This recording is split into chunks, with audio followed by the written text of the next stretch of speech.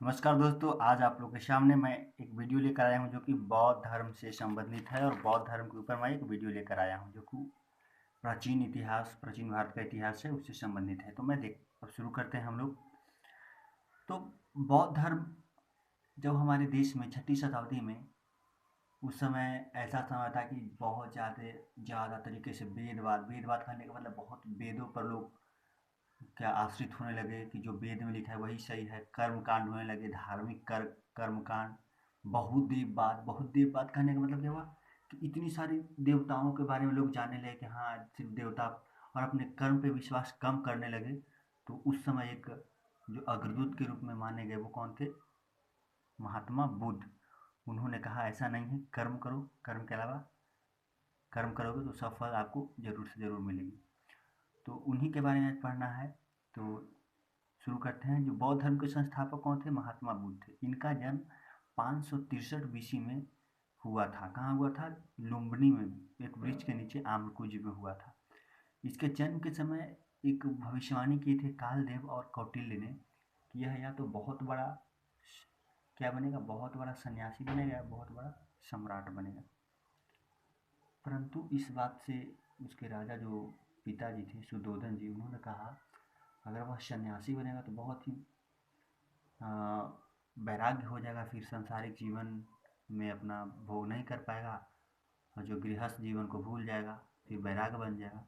तो यह उनकी बात अच्छी नहीं लगी। उन्होंने कहा कि अगर वो शासक बनता है, सम्राट बन जाता है तो बहुत खुशी की बात है। कि उनके पिताजी थे सुद्धोधन जो कपिलवस्तु गणराज्य के शाक वंशीय शासक थे और माता महामाया एक कोलीय गणराज्य की कन्या थी।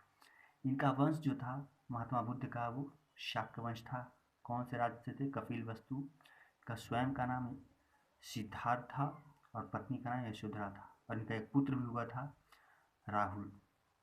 जब इंसान वो इनको क्या था कि जब ऐसे इनके पिताजी ने एक ऐसा महल बनाया, मतलब ऋतु के अनुसार महल बनाया। ऋतु के अनुसार करने का महल कि अगर कोई व्यक्ति को मन नहीं लग रहा है तो क्या करेगा कि उसको हर प्रकार से, जैसे गर्मी का मौसम है तो उसकी ठंडी का तापमान, उसका एकदम गर्मी का एहसास ही ना होने दे, सामान्य तापमान रखें।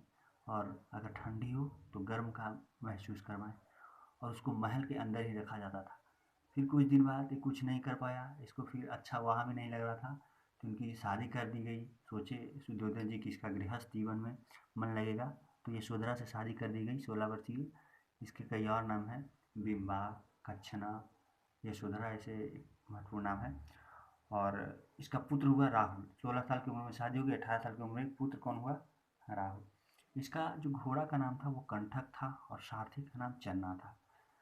और इसकी मौसी जो महाप्रजापति गौतमी, जिसको विमाता थी, इनको क्या कहते, पाले पोसे थे। पाले पोसे थे मतलब इनके जन्म के बाद ही मर गई थी इनकी माता जी महामाया, तो इनका पालन पोषण नहीं किए थे। इनका प्रारंभिक गुरु का नाम क्या है? अलार कलाम, जो कि वैशाली में मिले थे। महात्मा बुद्ध को सांख्य दर्शन की शिक्षा दी थी। और दूसरे गुरु का नाम क्या है? रुद्रक रामपुत्र। पहले गुरु के पास गए तो वहाँ इनको शांति नहीं मिली, फिर दूसरे गुरु के पास गए, वहाँ भी उनको शांति नहीं मिली। इन्होंने योग दर्शन की शिक्षा दी और 29 वर्ष की अवस्था में इन्होंने गृह त्याग दिया। और गृह त्यागने की इस घटना को महाभिनिष्क्रमण कहा गया है। अब हम अगले टॉपिक में महाभिनिष्क्रमण से शुरुआत करेंगे।